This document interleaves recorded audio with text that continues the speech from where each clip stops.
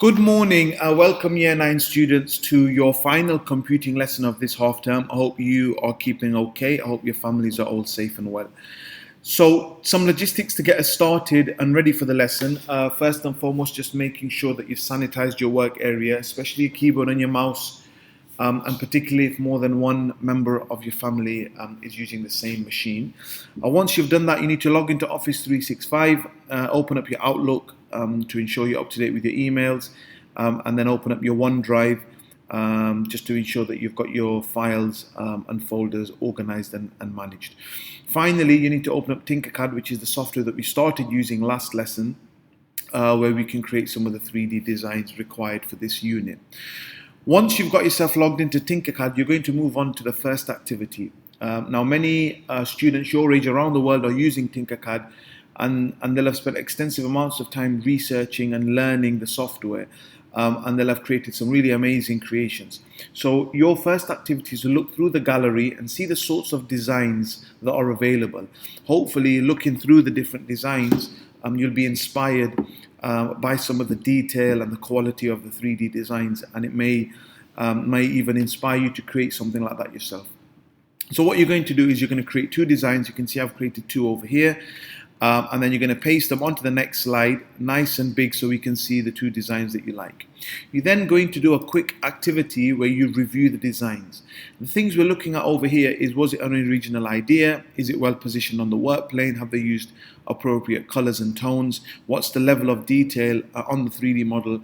And based on your understanding of how a 3D printer operates, do you think it would be easy or difficult to print out on a 3D printer? So you're going to paste your design in the box on the top right hand side, and then you're going to give each of these different criteria a score out of 5, which gives us a total score of 25. And then you can add some comments at the bottom over here about why you thought this was quite a nice, unique design.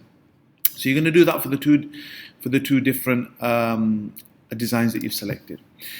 Now we're going to get into the main section of today's lesson, and we're going to try explore some of the shape libraries. What I'm trying to do in this lesson is to get you looking at some of the more advanced features of 3D design software. So you're going to be looking at the shape inspector and how you can personalize the shape, and then you're going to go on and be a little bit more independent and try and create your own furniture, just a simple design. And for those of you who are becoming more and more comfortable with the software and have the confidence to try out something a little bit more complicated, you can try building something like a house or a landmark, which requires sort of a more advanced skill set to create.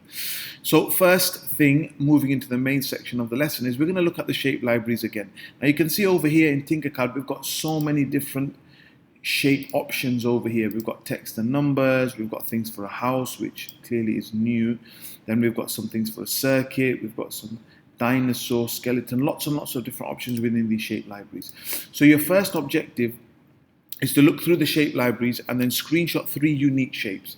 Now we've all got the standard shapes that we use, like the cube or the cylinder. These are standard that we'll use throughout our 3D design journey, but I'm looking at some of the more unique shapes that are available. So see if you can find 3 and then take a screenshot of them and place them in this white area over here. Now the next thing I wanted to mention is that each of these shapes can be adapted and personalized and manipulated depending on what your requirements are, and we do that using the shape shift properties option. So if I demonstrate to you, if I bring in a standard cylinder, okay, that's what it's like. Let me bring in another cylinder over here as well.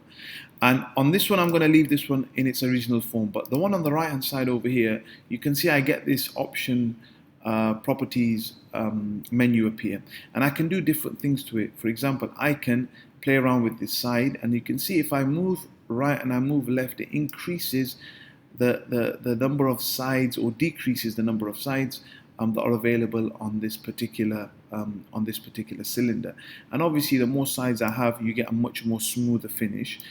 You can also add a bevel, and you can see over here at the top I'm increasing the bevel, so I've got more of a sort of a more flat bevel over here instead of it being a hard edge like this. And then you can increase the segments required on the bevel, and then again you can make it more smoother, or you can have it less smooth, again depending on your requirements. So you can see over here I've got 2 shapes, the original cylinder and then the manipulated one that I created.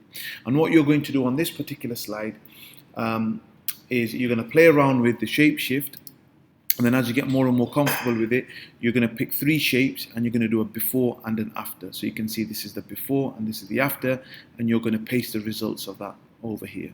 So hopefully by now you should be getting a little bit more comfortable and confident using Tinkercad. And your next objective is to try and create a chair. You have to do this from a blank work plane. So this is a step up from what you were doing previously. And you need to take into consideration what shapes are you going to use. How might you go about doing this? There are lots and lots of different ways you can do this. There isn't a right way to do this, but you use your imagination and your creativity and the skills within 3D design to create a chair. Okay, we're going to move on to further advanced tools now. And to do that, we need to click on this link. Now, if you click on it and it doesn't work immediately, I have to move into presentation mode, and then I can click on it, and it takes me to this website over here, where you've got the opportunity to build a house. And if I click on build a house, create a floor plan, or make it your own, let's click on build a Tinker house. And what you have over here is Tinkercad have created a step-by-step tutorial. So let's go back to number 1. And they're going to teach you how you build a house. So you read the instructions and then you follow it through, and then you do number 2 and you follow it through, and you've got all the instructions over here. And as you're working your way through this this tutorial, you will be exposed to lots of different tasks and different tools. And these are the ones that I'm looking for you to keep an eye on. The group and the ungroup tool. You've got the align tool, you got the hold tool, and you got the flip tool. So as you work your way through not only this lesson, but all 3 lessons, 1 building the house, 2nd one doing a floor plan, and 3rd thing making something of your own, you will be exposed to these skills. And when you're asked to group or ungroup, or when you're asked to do an align, or when you're asked to do a whole, then you take a screenshot and just evidence the fact that you have completed it over here.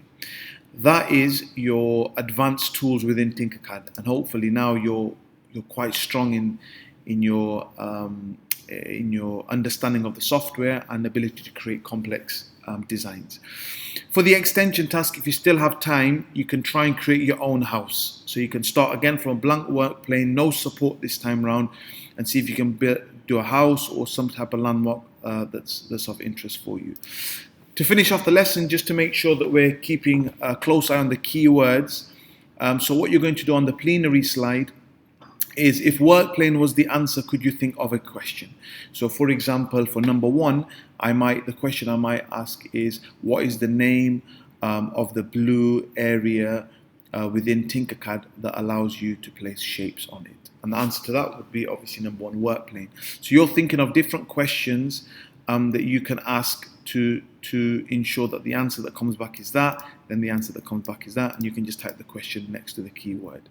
Okay, that's the end of your lesson. So thank you very much for participating and engaging with this lesson. Just ensure that once you have finished your PowerPoint, that you save and you upload your work back into Teams, and then you sign out your computer. And then good practice at this stage is to ensure that you sanitize your computers, keyboards, mice, chairs and desks, ready for another member of the family that may want to use the machine.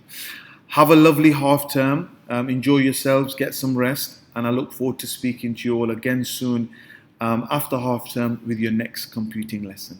Thank you.